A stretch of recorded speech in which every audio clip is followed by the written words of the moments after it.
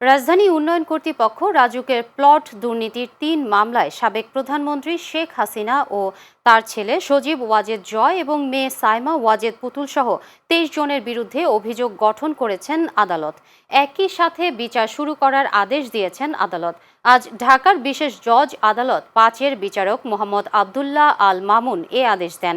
অভিযোগ গঠনের শুনানির সময় আসামিরা পলাতক থাকায় এই মামলায় তাদের বিরুদ্ধে গ্রেফতারি পরোয়ানাও জারি করা হয়। পাশাপাশি সাক্ষ্য গ্রহণের জন্য আগামী ১১ আগস্ট দিন ধার্য করেন আদালত। এর আগে পূর্বাচলে রাজুকের প্লট বরাদ্দে দুর্নীতির অভিযোগে করা মামলার সব আসামিকে আদালতে হাজির হতে গত ১ জুলাই পত্রিকায় বিজ্ঞপ্তি প্রকাশের নির্দেশ দেন আদালত। প্লট বরাদ্দের দুর্নীতির অভিযোগে গত জানুয়ারিতে পৃথক ৬ মামলা দায়ের করে দুদক।